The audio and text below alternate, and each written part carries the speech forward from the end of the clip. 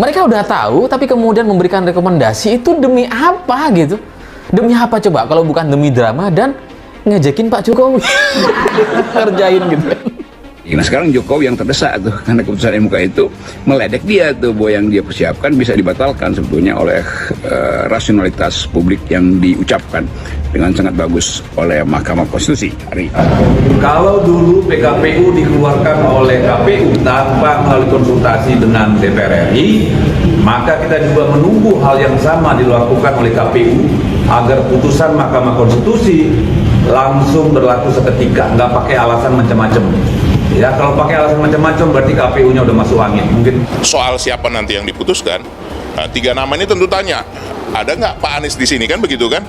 Ya, tentu dari senyum saya ini kan sudah bisa terlihat kan begitu. Yang dipersiapkan oleh Presiden Jokowi yang kadang-kala dianggap sebagai udah maksimal, sempurna, ternyata bisa juga dilobangi secara sedikit lalu lubang itu meluas dan dari situ masuk pintu tadi, the impossibility berubah menjadi possibility. Itu yang mungkin kita pelajari dari politik. Di hari-hari ini akan ada game changer yaitu PDIP tentu bisa mencari calon dia sendiri di Jakarta karena cara berlawan persoalan tidak relevan lagi. Nah, kemungkinan Ridwan Kamil akan melawan Ridwan Kamil dan koalisi Indonesia Maju Plus akan berhadapan dengan calon yang kuat, yang kompetitif dan cukup kuat. Nah, siapa yang ini akan muncul? Menurut saya faktor ini sangat bergantung pada PD Perjuangan.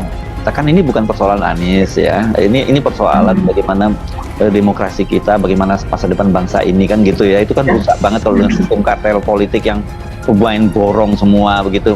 Kita dalam banyak hal misalnya tidak sepakat dengan PDIP ya, dalam beberapa kebijakan PDIP itu kita nggak sepakat, tapi ketika kemudian PDIP diperlakukan seperti itu, di mana-mana dia dieksklusi gitu, dikeluarkan, kan ini dampak dari keputusan itu, dari praktek politik sekarang ini bukan hanya di Jakarta loh. PDIP itu bisa maju, di Banten juga tidak bisa, karena kemudian tiba-tiba Airin yang tadinya mau dimajukan dari Golkar bersama dengan PDIP tiba-tiba ditarik untuk hal yang lain. Ini kan benar-benar praktek politik yang sangat buruk gitu ya Mbak Agi, dan dengan keputusan MK tadi itu dibuat menjadi berantakan begitu itu. Jadi waduh, ini memang wajar kalau kemudian banyak yang bersyukur, tapi saya tahu pasti mayoritas yang banyak bersyukur itu adalah pendukung Anies Baswedan.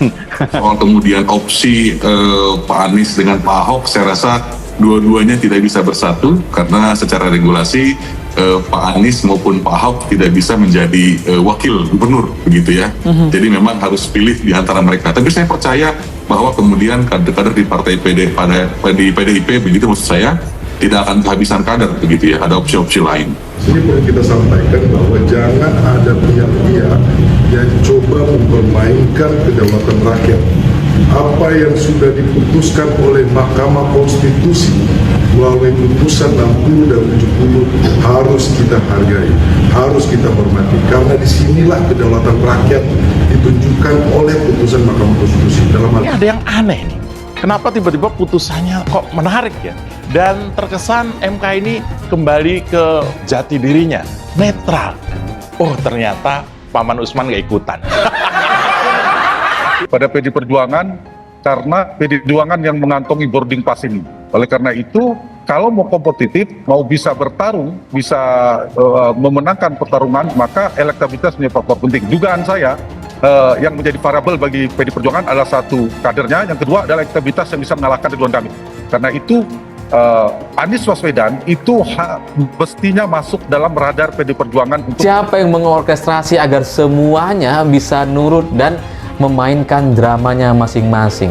Apalagi Nasdem, itu yang paling keterlaluan tuh. Ya, artinya apa putusan ini? Artinya Pilkada Jakarta akan berlangsung sengit karena partai yang ditinggal koalisi gendut yaitu PD Perjuangan kemungkinan besar tetap bisa mengajukan kandidatnya, dan ini bakalan seru. Mereka juga menyebut nama Anies gitu Mas Hersu, dan terutama berkali-kali itu Said Abdullah mengatakan bahwa mereka mempersiapkan Anies dan Hendra Priyadi.